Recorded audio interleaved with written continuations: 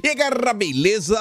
Como é que vocês estão? Meus amigos, o vídeo de hoje eu divido aqui em 6 temas e o que eu posso falar para vocês é que o Brasil não é para amadores, muito menos para os profissionais. Gente do céu, com certeza vocês viram o que rolou em torno do Telegram ao longo do dia de ontem, e para não ficar em mais do mesmo, eu quis trazer aqui algumas matérias e algumas postagens de redes sociais de pessoas que eu acho que vão surpreender vocês e que saíram em defesa do Telegram. Vejam só. Também quero comentar nesse tema sobre o PL 2630 e aquele fatiamento para aprovar aquela parte do projeto que vai dar dinheiro para a Rede Globo e mais algumas coisinhas. Depois eu quero falar com vocês do Dilma. Ele anda aí, né, a mil, sem nenhuma possibilidade de acalmar os ânimos, fazer um movimento mais ao centro e vem sendo criticado por isso. E eu quero pegar algumas informações que saíram, algumas notas para conectar com o terceiro tema, porque ontem saiu uma pesquisa da Quest, onde temos aí 2% do mercado financeiro que acha que o Dilma está indo bem, né? A avaliação positiva foi 2%, eu achava que seria 0%. E eu quero comentar sobre isso, eu quero destrinchar essa pesquisa porque tem alguns pontos interessantes e é uma pesquisa que nenhuma pessoa no Brasil pode falar que é tendenciosa, porque nessa pesquisa, eu vou mostrar para vocês, tá lá qual é a avaliação das pessoas sobre Bolsonaro, e a avaliação é horrível. Depois eu quero falar com vocês ainda mais sobre questões econômicas, mostrar algumas pessoas que talvez se arrependeram de ter feito L, porque vem tendo alguns problemas sérios em suas empresas, enquanto outras pessoas que brilham muito. Então, com um sorriso no rosto, né, que graças a Deus o PT chegou ao poder. Quero até relembrar uns assuntos que, sim, de meses passados, que estava até no Atlas de fevereiro, para vocês verem como as coisas se encaixam. Depois eu quero falar sobre a Câmara, e talvez seja um dos tópicos ou assunto mais importante do vídeo de hoje, porque a situação do Dilma, ela realmente não é boa. Tá começando a surgir, assim, uma certa percepção que o Dilma não quer trabalhar, não é piada, não quer trabalhar, vocês não entenderam o que eu quero falar com isso, e que a galera meio que tá blindando o contato dele com parlamentares para que as críticas não cheguem, porque algumas pessoas talvez estejam com medo de perder os seus cargos. A história é interessante. E aí saiu uma notícia também que envolve Câmara e envolve CPI, que eu deixei para o final, porque vai que se não der tempo, né, e se sair alguma coisa ao longo do dia de hoje, mas chamou minha atenção. Chamou, mas vamos lá, vamos ver se dá tempo de comentar sobre tudo. E começando aqui, percebam, Bolsonaro manda a bancada do PL votar em peso para livrar Big Techs de remunerar conteúdo jornalístico. Ué, mas já remunera. Eu tenho certeza que o Estadão, com aquelas várias propagandas, recebe um AdSense. Eu tenho certeza que o canal do Estadão, né, aqui na plataforma no YouTube, também recebe. O problema é que vocês não têm audiência. O problema é que vocês não têm apoio da população. Aí você querer, na marra, na forçação de barra, fazer com que o Google dê dinheiro, aí fica complicado. E o outro, você pega essa matéria para você destrinchar do início até o fim, é toda aquela história que não, olha só, Bolsonaro declarou guerra à imprensa. E tudo isso aqui que Bolsonaro está fazendo é porque ele odeia a imprensa. Bolsonaro não guarda a imprensa livre, Bolsonaro é um autoritário, Bolsonaro é isso, Bolsonaro é aquilo outro. Sendo que foi Bolsonaro, em seu governo, que garantiu que não ia ter censura em nenhum momento, né, na parte do que tange o poder executivo, e no que cabia a ele, ele apresentou não um projeto para regulamentar as redes, mas um projeto para garantir a liberdade. MP, se eu não estou enganado, 1078, 1068 de 2021. Mas tudo bem, né? Deixa a turma aí chorando. O que eu achei interessante é que Bolsonaro percebeu o que está rolando. Ele podia ter aproveitado aquela participação no Pânico, tava todo mundo observando, porque teve aquela confusão, né, do cartão dele, Polícia Federal, para ele falar sobre isso. Seria sensacional bater na tecla da Rede Globo. Mas tudo bem. Continuando aqui, Câmara adia votação de urgência de proposta fatiada do PL. Quem foi que adiou? O Marcos Pereira. Por que adiou? Será que o projeto ia perder ontem? Ia ser votada a urgência. Era a única coisa que seria votada ontem. O Marcos Pereira não colocou para votar. Falou que vai esperar o Lira. Marcos Pereira do Republicanos, assim, no que ele pode ajudar o Lula e o que ele pode fazer para continuar dando sobrevida ao financiamento da Globo, na verdade do jornalismo, ele está empenhado. Não sei se também ele está preocupado com a turma da Record, mas o Marcos Pereira, assim, todo dia dá um motivo pra gente colocar a mão na cabeça e perguntar o que foi que esse cidadão fez com o Partido Republicano. Mas vamos continuar. No vídeo de ontem foi engraçado, saiu uma nota na Folha de São Paulo falando sobre todo o trabalho e o empenho. A Folha até sugeria, né, uma possibilidade de certo lobby a favor de que a Anatel assuma a função daquele órgão que vai cuidar das redes sociais, né? Cuidar com muito carinho, muito amor. E é engraçado porque a Folha de São Paulo falou, ó, a turma tá se movimentando, ó, a turma aí tá indo atrás dos políticos, tá tentando se cacifar, já tem um relatório, já prepararam até um organograma de como ia funcionar. E aí o que que a Anatel faz? A Anatel vai lá e prova que a Folha de São Paulo não estava tão errada nas suas afirmações e concede uma entrevista exclusiva para o Estadão. Será que o Estadão leu a notícia da Folha de São Paulo e convidou a turma da Anatel para entrevista? Ainda assim, engraçado, né? Como o cara tem tempo. Se isso foi dessa forma. Se não, foi como? A Anatel entrou em contato com o Estadão e falou: me descola a entrevista aí, me bota aí para brilhar, faz meu nome correr na imprensa. É engraçado, sabe? São perguntas que não temos respostas, mas por todos os lados que analisamos, questionamos, as coisas ficam mais engraçadas. E tá ali, né? O presidente da Anatel diz que a agência tem expertise para fiscalizar fake news e rejeita novo órgão. Tá bom. Tem que falar isso daí para os consumidores, que eu acho que estão insatisfeitos com a atuação da Anatel em diversas áreas. É isso. É um pequeno detalhe, né? Vamos continuar. E aí eu quero entrar, pessoal, para falar sobre a questão do Telegram. Eu fiquei surpreso com alguns posicionamentos. Assim, eu vou mostrar para vocês aquela situação onde todos vamos sofrer juntos. Porque eu acho que o grande ponto de tudo isso é o seguinte: a esquerda a gente conhece bem. Acho que ninguém espera que os petistas, os lulistas, né, saiam em defesa de uma coisa, assim, de alguns valores que normalmente são caros à direita. Agora tinha aquela turma do isentão, da terceira via, dos liberais, turma do MBL. O que ficava claro para muitos é que essa turma ficava de braços cruzados quando não jogava contra, pelo simples fato que eles precisavam derrotar Bolsonaro para avançarem com as suas demandas. Isso para mim estava assim, claro desde 2019. E aí a turma ficou indo,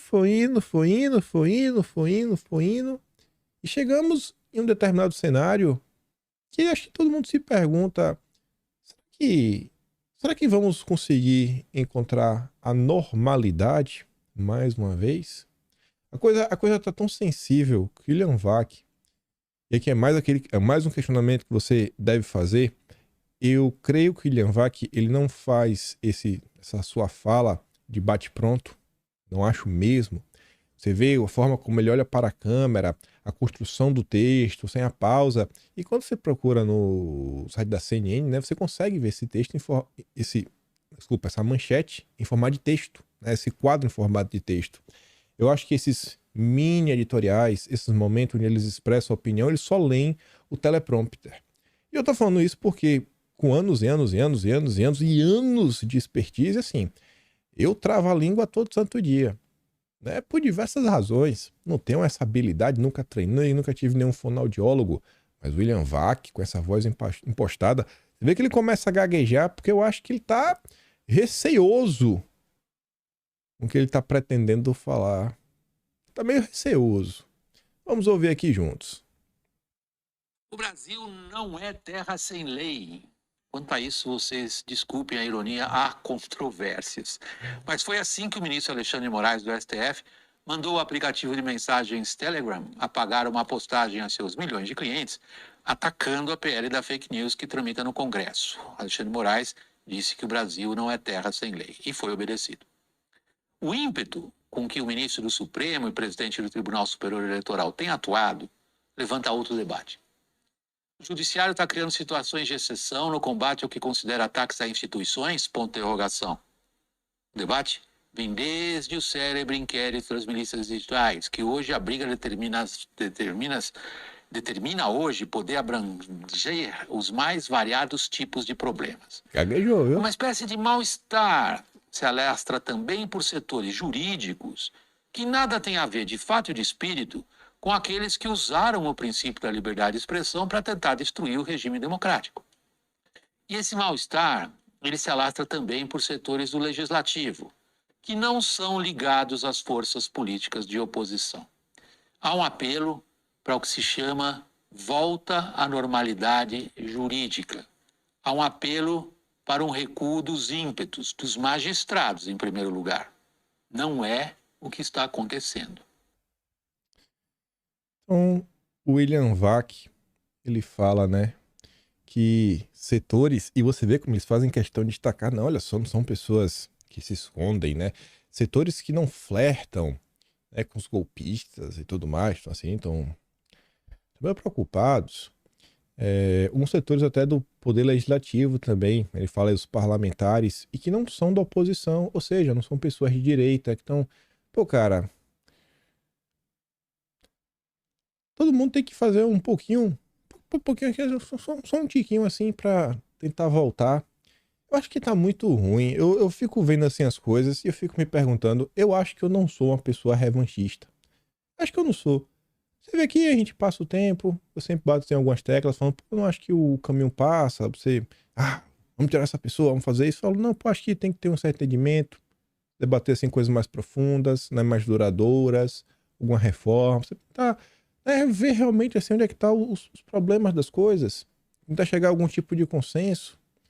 E o que eu fico vendo, assim, isso realmente me entristece, pessoal. Entristece. Falei até com vocês ontem que eu fiquei feliz quando eu vi uma medida do governo Lula que deu pra elogiar. Comentei no vídeo ontem a questão aí da saúde bucal.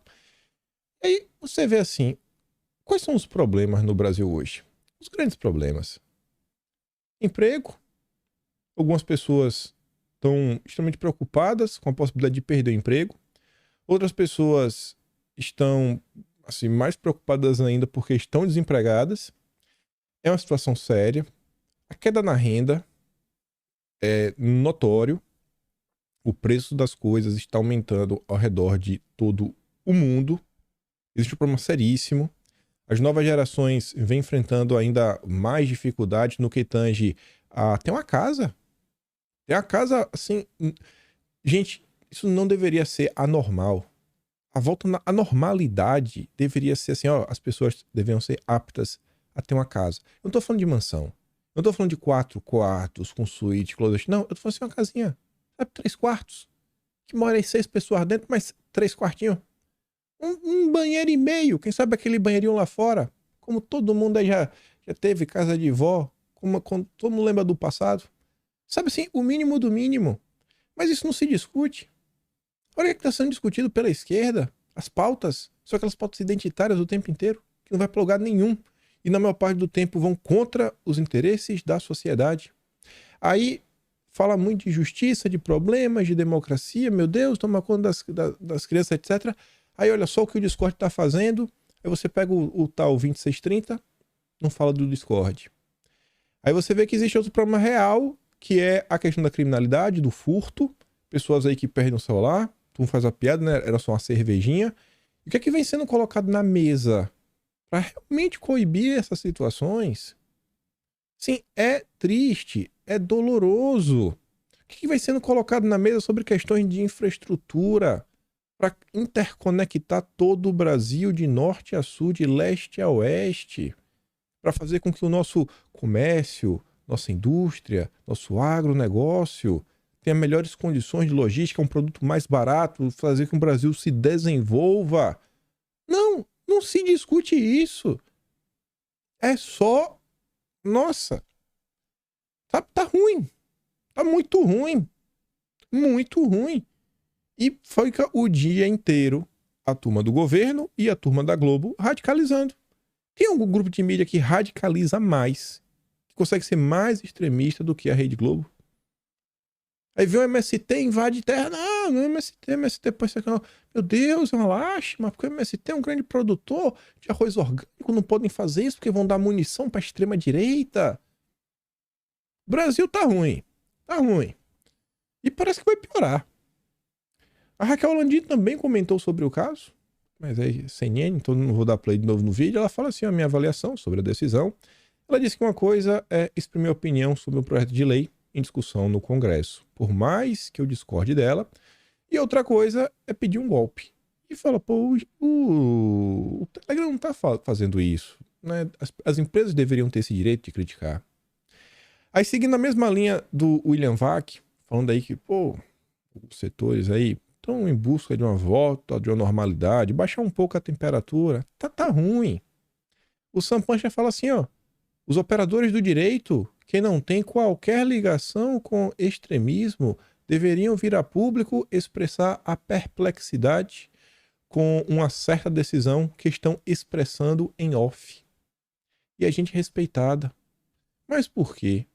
Porque o tempo foi passando e qualquer pessoa que se posicionasse de certa forma em alguns temas, a imprensa pegava e colocava um rótulo: bolsonarista.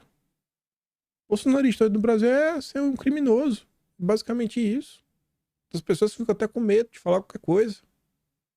Aí vem o Joel Pinheiro. Eu só peguei gente que ninguém vai falar que é bolsonarista. O Joel fez campanha pro Lula. Um aplicativo de mensagem está nos acusando de querer censurar as pessoas. Que absurdo, isso é mentira. Como podemos mostrar que estão errados? Já sei. Ordene que ele remova o texto imediatamente, sob pena de suspensão, e coloque uma mensagem oficial no lugar. Ele está sendo irônico, falando assim que a decisão acaba, inclusive, por ter efeito reverso. Acaba gerando mais insatisfação dentro da sociedade. Aí eu peguei o Globo para dar uma lida, na noite de ontem. E eu peguei o parágrafo mais calmo, porque o Merval Pereira, ele já começa com um tom lá em cima. Eu falei, não, calma, vamos botar aqui panos quentes. Não tô aqui para causar desordem. Só quero mostrar que o Merval Pereira também se colocou, né, de certa forma, uma posição contrária a algumas coisas. Assim, ó, tiro no pé. Medidas extremas transformam regulamentação necessária dos meios digitais numa pressão indevida. Não tá bom. Tem todo o direito de publicar anúncios defendendo seus pontos de vista. O que a judiciária aí proibiu o Google de fazer. Essa proibição é absurda. Peguei aqui só 2 pedaços, sem citar o nome de ninguém nem nada. O Merval Pereira é muito mais duro em seu texto, duro mesmo. Ele começa assim de um jeito que eu falei, meu Deus do céu, calma, Merval, vai virar bolsonarista desse jeito. Então você olha isso que tá rolando no Brasil, olha o efeito. Falam tanto de acabar com a polarização. Não, e eles acusam o tempo todo que não, porque a direita não sabe conversar. Não, a direita não sabe socializar com ninguém, não sabe conviver com a diferença. Quando você vê que no meu pai do tempo, a direita até estende a mão, tenta bater um papo, etc, tudo mais, mas é só pancada, é só pancada. Porém, nem tudo é céu de brigadeiro, né? Só peguei pra vocês também não ficarem assim meio comovidos com a Rede Globo, que eu falei, ó, calma, que a Globo continua sendo a Globo. Ó, de venda disso, isso, a Telegram mantém fácil acesso a crimes e desinformação e meio ataque ao pele das fake news. Óbvio que a Globo também tá passando aquele paninho, né? Ali foi uma ovelha desgarrada. Continuando, uma das poucas coisas que nos trazem alegria nesse mundo moderno é ver o Felipe Neto sendo desmentido. E o Felipe Neto, após ser desmentido, o que foi que ele fez? Ele apagou o tweet. Ô, Felipe, não faça isso, Felipe. Tá feio. Assim, ó, urgente.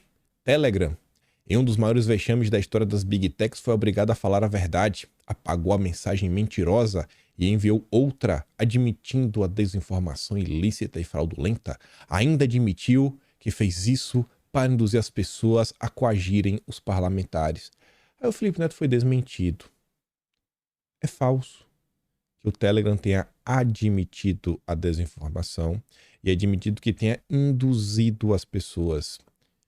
O envio da nova mensagem se trata do cumprimento de uma ordem judicial e não foi escrita pela empresa. E para provar isso, tem um link do Globo, do G1. Aí o Felipe Neto fez o quê? Como um bom covarde, ele apagou o tweet.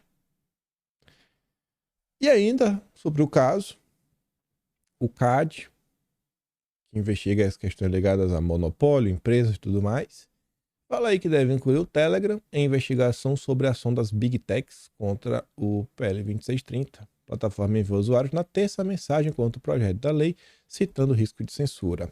Aqui vale aquela pergunta óbvia, pô, mas e a Globo? Ninguém vai falar nada da Globo? Não, ninguém vai falar nada da Globo. Esse é o Brasil e é assim que as coisas funcionam. Então para de reclamar. Vocês também estão muito reclamões. Mas a única coisa que pode fazer é reclamar, né? Então vamos continuar reclamando também. Mas vamos lá. Gente. Momento sensacional. O Dilma e sua equipe. Governo e Senado estudam criar imposto extra. Sabe como é? Extra significa que é o novo, né? Extra para empresas de games em regulação do setor. Taxa discutida com a Receita Federal é similar à que o governo já estuda para o segmento de jogos de azar, com a alíquota de 15%. Ui, que delícia! E aí eu só trouxe a notícia para bater aquela saudade boa no coração. Governo Bolsonaro reduz tarifa de importação de videogames. Essa é a quarta medida para conter preços dos jogos eletrônicos desde o início da gestão. Isso aqui foi de junho do ano passado, né? A quarta vez. Desde 2019, Bolsonaro pelo menos 4 vezes tomou medidas para reduzir preços. O Dilma, já no início, está tomando medidas para aumentar os preços. Faz o L e não reclama. Aí, diante aí desse cenário de desespero que o Brasil vive, o Estadão escreve um texto, mas assim, ridículo.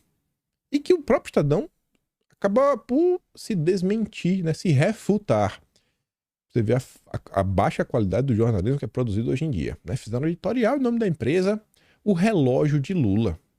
Ignorando o eleitor que votou nele apenas para impedir a reeleição de Bolsonaro e desrespeitando decisões soberanas do Congresso, o presidente quer fazer o Brasil voltar no tempo. Aí se liga. O petista, Lula, já começa, petista, tem 2 parágrafos antes, né? Que é resumindo, falando que o Lula está ignorando essas pessoas. Mas tá bem. O Lula parece não ter entendido porque foi eleito presidente da República. Não, ele sabe que ele foi eleito. Foi porque o Estadão, a Globo, a Folha de São Paulo, a CNN, todos os isentões, o IBL, porque vocês fizeram campanha para ele. Ele sabe porque ele foi eleito. Foi campanha de vocês.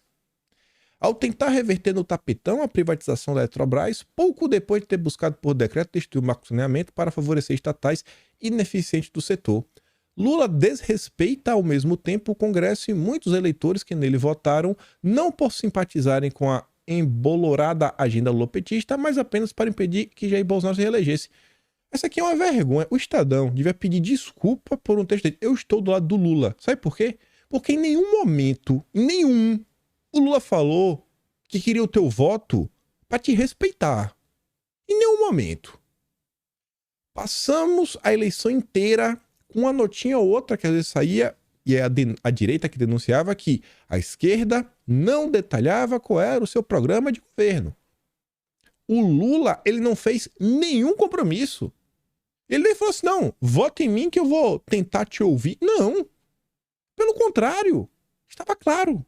Estava claro, como a luz do sol, que votar no Lula é votar no PT, é votar nas ideias que estão sendo colocadas na mesa hoje. Não vem tentar bancar o traído. Você não é traído, vocês são um bando de trouxa. É isso que vocês são. Aí depois fala assim, ó, no discurso, o Lula se opõe às privatizações porque as considera um crime de lesa pátria, como classificou o caso da Eletrobras, um patrimônio deste país, segundo disse. Na prática, contudo, muitas estatais servem como cabide de emprego para arregimentar apoio político, fundamental para um governo incompetente na articulação com o Congresso e de quebra para acomodar sindicalistas companheiros. Sim? Quem não sabia que o Lula ia fazer isso? Quem não sabia que as discussões em torno do PT, quando diz sobre estatais, etc, tudo mais, não é pensando na soberania nacional, em um plano de desenvolvimento, porque o governo, em algumas áreas, precisa atuar, porque simplesmente não é financeiramente viável para o mercado, né, o mercado privado, investir em algum tipo de obras. Pelo amor de Deus! Aí depois vai. Ademais, os brasileiros moderados que foram decisivos para a vitória de Lula não votaram para reverter a reforma trabalhista, como ainda acalentam os petistas, nem para enterrar a reforma do ensino médio. E menos ainda para fazer letra morta da lei de responsabilidade fiscal, como fica claro na proposta de novo regime fiscal. Irmão, em nenhum momento o Lula falou que ia vir para conservar os bons frutos passados. Pelo contrário, Lula criticou por diversas vezes todos esses pontos durante a campanha. Para de bancar a vítima. Vocês são cúmplices. Aí depois o Estadão vai, passa uma borracha por cima dessas conquistas. É preciso deixar bem claro. É uma agenda histórica do PT e de partidos coligados. Sim. É exatamente isso. Aí o Estadão se refuta. Fazer isso daí é uma agenda histórica do PT. É uma agenda histórica do PT. E em nenhum momento o Lula falou que ia fechar com vocês. Acabou de assumir. Lula, nem ao menos, pode dizer que as revisões que ele propõe para marcos legislativos, que mal se consolidaram, como é o caso da privatização da Eletrobras, serviriam para melhorar esses projetos, eliminando, por exemplo, muitos jabutis que foram aprovados a reboque deles. Quando fala em reverter a privatização da Eletrobras, Lula está movido apenas pelo desejo de desfazer o que foi feito depois da estrepitosa ruína petista, marcada por escândalos de corrupção, por uma brutal recessão e pelo justíssimo impeachment da Dilma. Sim, isso era óbvio. Vocês não sabiam? Aí olha que notícia sensacional, falando de privatização e cabide de emprego. Cátia Abreu, o Banco do Brasil e a JBS. Cátia Abreu estava prestes a assumir a vice-presidência de agronegócios do Banco do Brasil. Entretanto, foi barrada pela lei das estatais, que o Lula quer derrubar, mas ainda não conseguiu de uma vez por todas. Ainda em vigor que veda a nomeação de parentes até o 3º grau de quem tiver mandato para estatais. Cátia é mãe do senador Irajá, do PSD de Tocantins. Mas nada que não possa ser resolvido. Lula prometeu a Cátia um assento no Conselho de Administração da JBS na vaga que o BNDES tem direito. Pai, que lindo! Tocou meu coração agora. Tocou meu coração. E aí é por causa desse tipo de ação, do que está acontecendo no Brasil, que a turma que acompanha a política de forma um pouco mais profunda, na verdade vocês são as pessoas que acompanham de forma mais profunda, mas quem acompanha assim, as questões da política macroeconômica, né, microeconômica do Brasil, a turma fica um pouco preocupada. Fica aí vendo, é assim que tá nomeando gente para conselho, que o BNDES tem assento. Imagina como é que não tá o BNDES lá dentro. E aí, perante isso, isso é uma pesquisa ontem da Quest, um instituto de pesquisa lulista, né, que sempre errou para favorecer o Lula, e mesmo assim revela que 86% do mercado avaliou o governo Dilma como negativo. 2% considera positivo. Haja coração. Quem são essas duas pessoas? O levantamento foi feito com 92 membros do mercado financeiro, entre empresários, traders, operadores, analistas e tudo mais, né? E aí vamos falar dessa pesquisa. Vamos trazer algumas informações. Pesquisa acima de qualquer suspeita. A começar pelo Instituto, né? Tá aí, o que pensa o mercado financeiro? Pesquisa quantitativa, maio de 2023. Aí eu fui atrás aqui, né? São 92 pessoas no total. Aí dizia que a avaliação 86 negativo, 12% regular, 2% positivo. Nem tinha positivo no anterior, não, então apareceram 2 nomes. Ou talvez os 92 da pesquisa anterior foram mudados. Então eu tentei buscar, né, no Excel qual seria a porcentagem para o número bater igual. Então, se são 92 pessoas, possivelmente 79 acham ruim, 11 regular e 2 pessoas acham positivo. Qual a capacidade do governo de aprovar sua agenda no Congresso? Regular, de 47 para 51, não mudou muita coisa. Baixa, né, que tá ali como ruim, que eu não mudei a tabela por preguiça, tá de 20 para 39, ou seja, só fez aumentar. E a alta de 33 para 10. Que bom. Esse aqui é um dado interessante, porque a agenda do governo é muito ruim. Se as pessoas acham que não vai avançar, que graças a Deus, vamos pelo menos manter o estado das coisas. A política econômica do país está indo de direção certa ou errada? Ainda 90% acha que está na direção errada, mas é surpreendente saber que Agora 10% acham que tá indo pro caminho bacana. A cada 10 pessoas, uma acha que tá dando certo.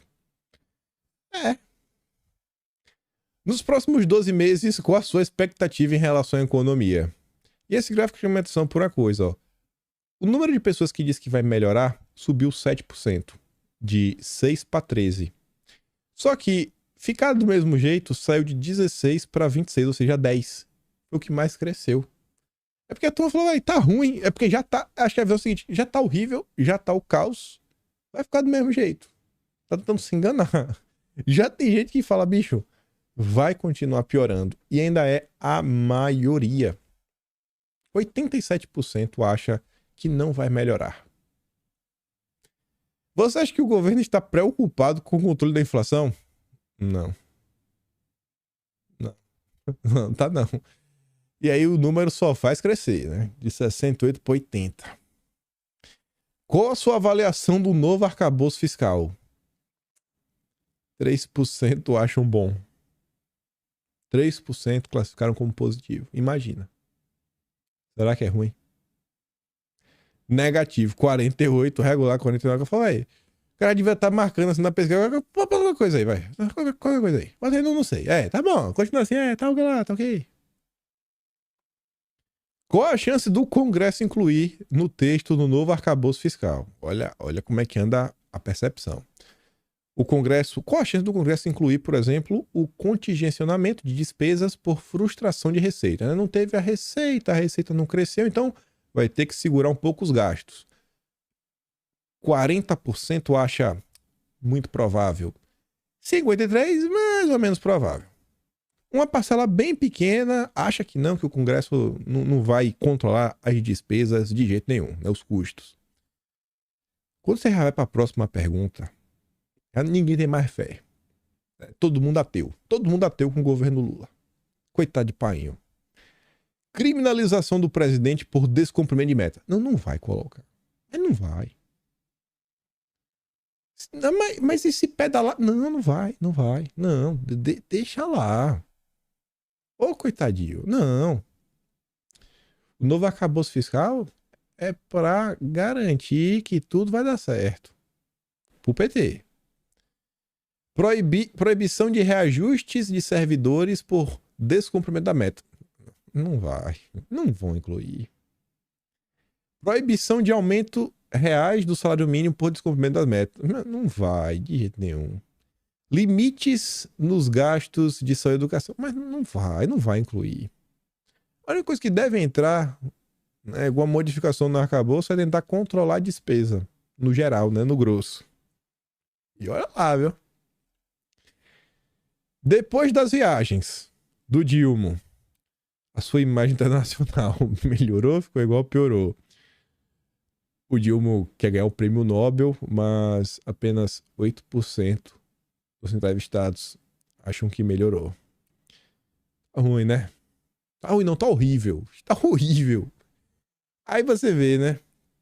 Lula quer intermediar um acordo de paz entre a Rússia e a Ucrânia. Você acha que Lula deveria se concentrar nos problemas do Brasil ou deveria tentar um acordo, pois a paz mundial é importante? 98% falou, irmão, deveria se concentrar nos problemas do Brasil. Lula, pelo amor de Deus. Pelo amor de Deus, irmão, tá ruim. Para. Toma conta do Brasil. Aí tem 2%. Tem 2% que acham que o Lula deveria tentar um acordo. Deve ser o Benchimol da XP. Queria saber se o Benchimol respondeu essa pesquisa aqui. Só pode. Aí você faz o comparativo com a opinião pública.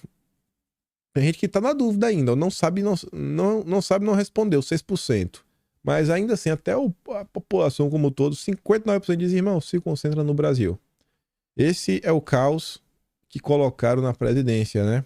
Pra tirar Bolsonaro, que era o grande mal.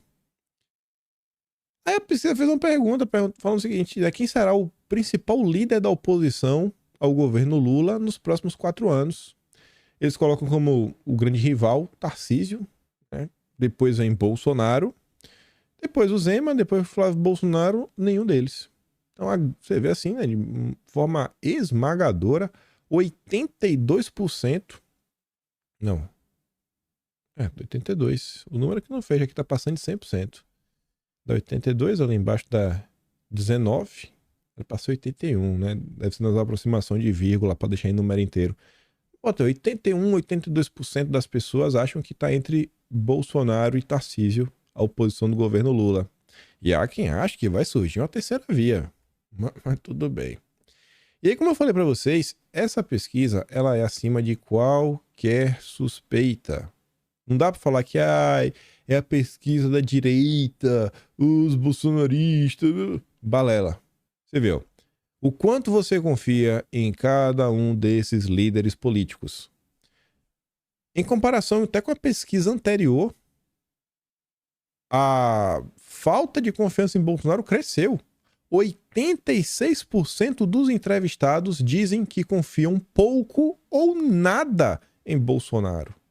Pouco ou nada. Apenas 3% dos entrevistados confiam muito em Bolsonaro. 11, mais ou menos. Todo mundo vai falar que a pesquisa... Não, tá aí.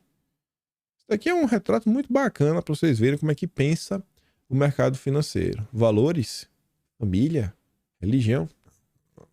É ganhar dinheiro. Ganhar dinheiro, o resto a gente não tá nem aí. Né? Se você vai perder dinheiro, quer saber do lado dele. Vai, tá bom? Vai, então tá bom. Então tá bom. Aí eu tirei de ordem, porque que vai conectar com a notícia. E tem as coisas que é muito engraçado. E é o que eu digo lá no início, que vocês acompanham a política de forma mais profunda que essa galera. Esse pessoal, eles acompanham as questões das discussões econômicas. Mas o resto, eles não sabem de nada. É a turma que se forma pela Globo News, pela CNN. Aí fala assim, ó, como você avalia o trabalho do Haddad? Esse caos que a gente vive hoje é graças ao Haddad. Aí você vê, ó, que negativo estava em 38, agora está em 37. E a turma que achava regular lá atrás, estava em 52, caiu para 37. E o positivo saiu de 10 para 16. Os trouxa achando que o Haddad tá bom, né? Trabalho positivo. E aí, para responder isso, trazer uma nota da própria imprensa. Da própria imprensa. Tido pela Faria Lima como moderado, Haddad assina embaixo de devaneios de Lula. Diante dos pendores perdulários demonstrados até agora por Lula e seus aliados, dá até para entender que a turma do mercado procure se apegar ao que lhe parece ser uma voz mais sensata no que se refere à economia, em especial às contas públicas. Em meio às adversidades na vida ou na política, é comum a gente ficar mais suscetível ao auto-engano e se iludir com tudo que nos parece representar uma esperança para a superação dos problemas. Já chamou de trouxa. Haddad, porém, representa uma espécie de alter ego de Lula na economia e não propõe nada que não tenha aprovação do chefe e que esteja em desacordo com as ideias heterodoxas do presidente na área. Por isso mesmo, o Haddad goza de total confiança de Lula e foi nomeado por ele para o cargo. Isso é óbvio, gente. Se o Haddad fosse um cara bom e moderado, o Lula teria colocado ele. Vamos acordar, né? Foi por isso também que Lula indicou Haddad para representá-lo como candidato do PT à presidência em 2018, quando estava preso em Curitiba. Ainda que seja o responsável direto pela apresentação do novo arcabouço fiscal, que o governo pretende implementar para substituir o teto de gastos, Haddad centrou sua proposta no aumento de receitas e pouco ou nada propôs para reduzir as despesas, apesar da carga tributária de 35% do PIB já ser a mais alta entre os países emergentes. Não, mas o Haddad é um cara bacana. Tô de brincadeira. Quando o grupo de transição propôs a PEC da gastança, ainda antes da posse de Lula, para liberar 200 bilhões fora do orçamento de 2023, Haddad assinou embaixo, sem qualquer constrangimento. Ele também fez coro às críticas de Lula à política monetária praticada pelo Banco Central e apoia, com fiscalização adequada, o fim da lei das estatais e a volta da nomeação de políticos para a direção das empresas públicas. Esse é o moderado? Só recuou da taxação de produtos de até 50 dólares, dominada por plataformas chinesas como a Shein e Alibaba, em razão da repercussão negativa da medida junto à opinião pública, em especial à classe média. Embora tenha silenciado sobre as mudanças propostas pelo governo, o novo marco do saneamento derrubadas na Câmara e sobre a revisão da reforma trabalhista defendida pelo Luiz Marinho, o Haddad já se manifestou favoravelmente às medidas no passado e nada indica que tenha mudado de opinião. Como se pode observar, Haddad traz no sangue o DNA do PT. Apesar de fazer o estilo cool de conquistar admiradores entre executivos do mercado financeiro, assina embaixo das bruxarias defendidas por Lula para a economia. Gostei dessa frase, as bruxarias. Lula fazendo magia negra, eita, rapaz. Imaginar que ele é uma espécie de dissidente dentro do PT e uma voz conflitante com a de Lula é ignorar sua proximidade com o presidente e seu papel de protagonista na legenda e no governo. Só dá pra cair nessa na base do me engana que eu gosto, como diz a expressão popular. Brincadeira. Mas vamos falar umas coisinhas mais, pra vocês darem risada agora, porque não sofreremos sozinhos. Discutir a Eletrobras, independência do Banco Central ou saneamento é retrocesso, diz o presidente da Suzano. Vamos relembrar no passado, gente. 28 de julho de 2022. Nunca vi tanta mobilização dos empresários, diz presidente da Suzano sobre a Carta em Defesa da Democracia. Eita, meu Deus, que lindo! Que lindo! Que lindo! Que lindo esse retrocesso que você apoiou, hein? Hein? Eita, eu queria falar uma coisa, mas não quero tomar teu processo. Que lindo! É um extremista. Ah, rapaz, nada como o tempo, né? Fez o L e agora quer bancar o limpinho. Mas Deus tá vendo e o print é eterno. Aí vem. A nota de cima foi dia 9, né? Anteontem. Natura e Co tem prejuízo líquido de 652,4 milhões no primeiro semestre e leve alta de 1,4. Votei no Lula contra Collor e votei de novo contra Bolsonaro. Diz o fundador do Natura. Faz o L aí com o teu prejuízo. Ah, essa daqui tem um gosto especial. Essa tem um gosto especial. Tem uma galera que é arrogante e se acha dona da razão, que sabe tudo. E aí o tempo, às vezes, né, é o melhor dos remédios. Como a Verde Asset, de Luiz Stuberger, perdeu 24 bilhões. Tá quase um lema, viu? Tá quase Americanas.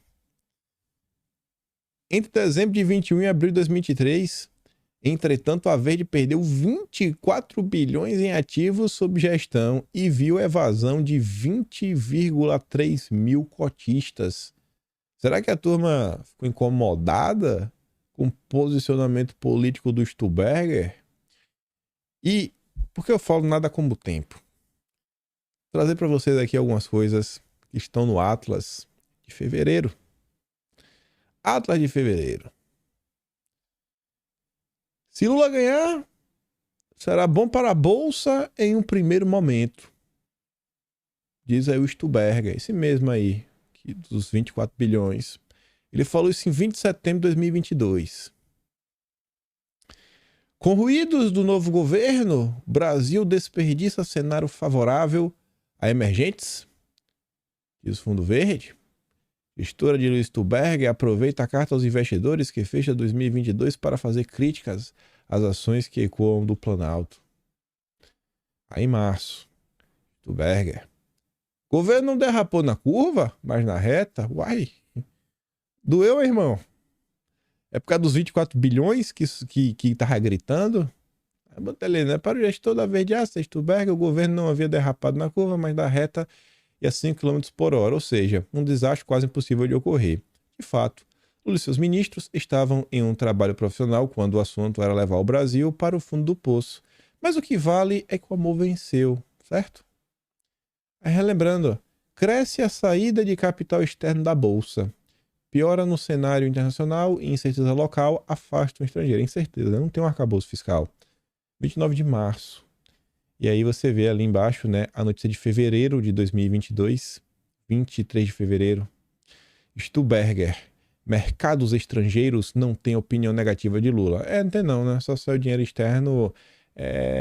Não sei, né? Tá bom. Ainda tem aqui, ó. Investidor estrangeiro vai voltar ao Brasil em 2023, diz o Stuberger. Falou isso em 8 de dezembro de 2022. E tá lá no Atlas. O mais engraçado é que esse mesmo Stuberger, que alardeava sobre o fracasso do governo, era o mesmo que em 2022 afirmava que o mercado estrangeiro não tinha opinião negativa de Lula e que voltaria a investir no Brasil.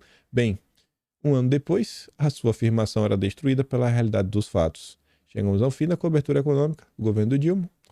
Surpresas com todo o estrago, causado em apenas 3 meses. Talvez os conspiracionistas, que apostavam no pior, estavam certos desde o início. O Brasil sofria uma catástrofe. O que esperar do mês de abril?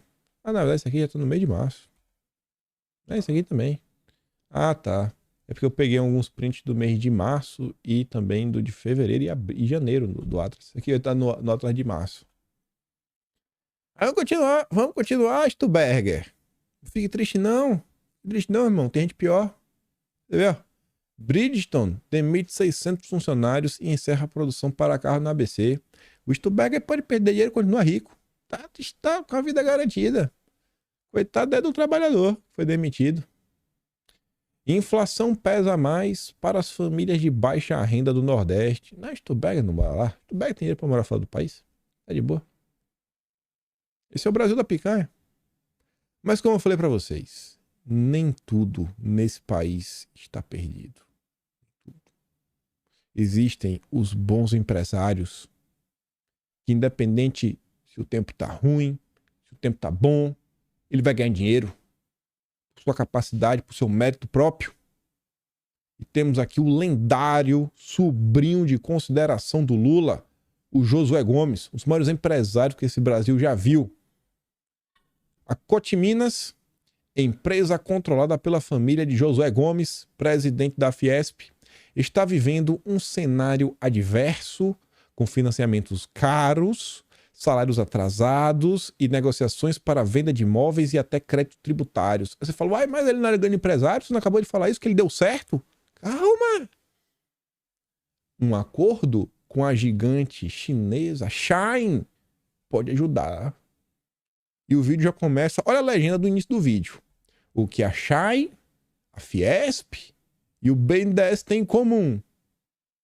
Eles fazem o L. Meu Deus. E, gente, tá aí. Se você tá do lado do certo, se você articula a cartinha da democracia, igual José Gomes, Deus abençoa. Deus não te deixa na mão porque você é um cara bom, você é um cara bacana, você lutou pela democracia. Parabéns, José Gomes. Você merece mais. Brasil. O Brasil é intancável, como dizem às vezes. Vamos falar sobre a Câmara. Falei pra vocês no início que eu acho que o Lula não quer trabalhar. Não é uma percepção só minha. Mas vejam só. Após derrota na Câmara, Planalto nomeia aliados do MDB e União Brasil. Uma das primeiras coisas. Os deputados estão reclamando aí de cargos e de emendas. O dia de ontem, inclusive, sobre emendas, tiveram várias notícias. Começar, isso daqui foi de anteontem. Lula cobra Rui Costa e manda pagar o orçamento secreto. Pague, Rui. Tá lá, né? O Lula cobrou Rui Costa a liberação de recursos prometidos para deputados e senadores. 10 bilhões. Olha a coisa. 10 bilhãozinho. De leve. Dá pra vocês? O engraçado é que isso aí é do orçamento secreto. E aí, obviamente, a internet não perdoa. Muito menos a gente. Vamos relembrar aqui alguns momentos. Lula em seu perfil oficial no Twitter no dia 27 de julho de 2022. Orçamento secreto é a excrescência da política brasileira. Esse aqui que tu mandou pagar, Lula? Não é sério.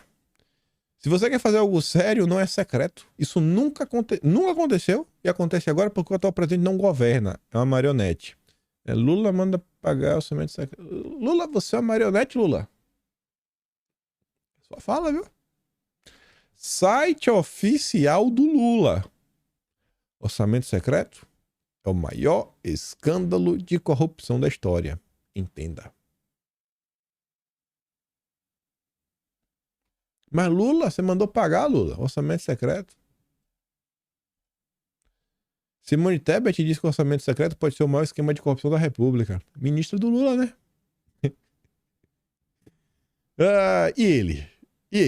Ele não podia deixar passar em branco, né? Tudo que acontece na internet ele tem que comentar. 14 de outubro. Não existe orçamento secreto. O nome é Bolsolão. E o Felipe Neto também disse no dia 6 de outubro de 2022. Parem de falar orçamento secreto. Isso não comunica nada para a massa? E não tem tempo de entender cada detalhe do que se trata, sua até profissional? Expliquem o esquema de propina. Rapaz, acusou o Bolsonaro de crime, hein? Do Bolsonaro para comprar políticos de maneira clara. Evitem, mas e o orçamento secreto? Para chamar de esquema de propina é complicado, viu, Felipe? Porque a turma não entrou com processo, mas é pesado até para você. O bacana é ver agora o Lula com orçamento secreto, né? Será que o Felipe Neto vai falar sobre isso? Não vai, né, Felipe? Aí olha as notícias. Governo libera bilhões em emendas a deputados antes de votar o arcabouço. Então já pode esperar, né? Esqueça qualquer tipo de inclusão de regra para exigir que o PT tenha um pouco de responsabilidade com o dinheiro da população, da máquina. E deixa de lado, né? Derrame recorde. Após derrota na Câmara, o governo distribui 700 milhões em verbas em um único dia. PT sabe gastar, viu? Rapaz, trata-se do maior valor já repassado em apenas um dia desde o início da gestão e representa 58% de todo o montante encaminhado até o momento. Lendário. Lendário Lula. Aí veja só. Planalto marca reunião com PSB e PSD. Lula decide não participar. Será que o Lula decidiu? A própria nota do Igor Gadelha, lá na frente, fala o seguinte: Lula não participará. O presidente Lula desistiu de participar das reuniões. A decisão foi tomada em reunião com ministros na segunda-feira. A avaliação foi de que a presença dele sinalizaria um enfraquecimento de Padilha. Bom, o Padilha vem sendo muito criticado. O Rui Costa também. Ambos estariam na reunião. Pensa o seguinte: não é o Lula tem desse celular, ele já falou. Então, pra você falar com ele, é no tete a tete. Ele não tem tempo para receber 530 deputados. Não tem. Tu já pensou se chegar no meio da reunião e a galera começa a massacrar o Padilha na frente do Lula? Talvez o Lula tá com aquela pulguinha, né, no ouvido, já pensando em botar para correr o Padilha, o Rui Costa. Fala, bicho, esses caras tão horrível, né? Mas é o Rui Costa e o Padilha, que de besta não tem nada. Fala, Lula, não vá, Lula. Se você for, vai parecer que você é fraco. Vai parecer que o Padilha é fraco. Não faça isso, Lula. E aí o Lula acredita, né? E não vai. O Lula também parece que já não tá querendo trabalhar muito. Mas eu vou deixar passar. Tanto que nessa nota aqui completa, do Felipe Carreiras, eu não coloquei o pedaço, ele fala que ele espera. Essa nota saiu, né, antes do dia de ontem, foi dia 9. Fala assim: não, a gente espera que o Lula esteja presente para poder relatar algumas coisas para ele. Então os políticos queriam falar algumas verdades para o Lula sobre o seu próprio governo, e os ministros que estão com probleminhas, né, que tá com deles na reta, impediram o Lula de participar. Isso é no mínimo estranho, viu? No mínimo estranho. Líder do maior bloco partidário, Felipe Carreiras, vai para o Palácio do Planalto reforçar a insatisfação de legendas com a articulação política do governo federal no Congresso. Ele também vai alertar sobre o risco de novas derrotas para o executivo no parlamento nas próximas semanas. Estão blindando o Lula, né? E o Lula não quer trabalhar, tá cansado. A leitura dos aliados é que as novas conversas com o ministro das Relações Institucionais, Padilha e o Casa Civil, não serão suficientes para apaziguar os ânimos das legendas, insatisfeitos com a demora na liberação de emendas e na escalação de nomes indicados para compor o segundo e terceiro escalões do governo. A avaliação é que Lula precisa entrar em campo para escutar as reclamações e destravar a distribuição de verbas e de cargos. Carreiras deve repassar um recado de bancadas de que, em caso das entregas continuarem travadas, o governo federal deve sofrer novas derrotas no Planalto. Na semana passada, os deputados aprovaram um PDL para derrubar, né, o marco do saneamento, o decreto do Lula sobre o marco do saneamento. Aí veja, enrolar ou não enrolar? Eis a questão. O governo avalia convencer o Pacheco e o Lira, presidente do Senado da Câmara, a segurar a instalação da CPMI do dia 8 até o fim do mês de maio. Tem um receio de que a comissão divida as atenções e o esforço da base prejudique a tramitação da proposta enviada pelo governo do novo arcabouço fiscal, que meio que está se planejando ser colocado em votação na próxima semana. Tá aí, não vai isso não. Aí teve a reunião. Planalto cobra PSB e PSD por voto do saneamento e houve queixa sobre cargos. A matéria é longa, mas a parte principal fala o seguinte: aumento contra o projeto do novo marco fiscal não deve ter problema, né? Porque precisa de algum marco fiscal, não tem como melhorar essa porcaria que tá aí. Felipe Carreira disse na reunião com Padilha que os 14 integrantes da bancada fecharam questão a favor da proposta. Mas, no contexto mais amplo da relação com o Planalto, as lideranças saíram da conversa insatisfeitas com a resposta vaga de Padilha sobre os cargos federais, sem dizer quando nem como vai atender às reivindicações. Aí vem aquela da Folha. Principal reforma do Congresso é brigar para não retroceder no que já foi aprovado. Lá no evento do LID, Estados Unidos, o Lira falou, ó, se eu for afirmar qual é a principal reforma em que o Congresso tem que se debruçar, todos poderão dizer que é a tributária. Não. A principal reforma que o Congresso vai ter que brigar diariamente é a reforma de não deixar retroceder tudo que já foi aprovado no Brasil. Disse Lira sob aplausos no evento promovido pelo Dória. Lira tá falando, ó, não vem com retrocesso. Tá riscando a linha no chão. Não é a primeira vez. E o governo já sentiu um gostinho amargo com o marco do saneamento. A Veja vem para falar que acabou a lua de mel do Dilma com Lira e o Pacheco. O presidente da Câmara e do Senado uniram-se diante do que acreditam estar ocorrendo, uma tentativa do Dilma de isolá-los para montar uma base governista. Sobram divergências entre o Lira e o Pacheco, mas mesmo assim, diante de tudo que está rolando, eles se uniram diante do que acreditam estar ocorrendo, uma tentativa de Lula de isolá-los para montar uma base governista no Congresso. Lula conseguiu brigar com Lira, parece que está querendo brigar com o Pacheco. O Kassab concedeu entrevista para a Veja, que é do Pacheco, falando que o Lula precisa vir para o centro, se não quiser cair em desgraça.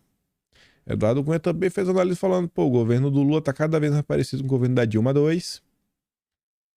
As brigas internas estão aos montes.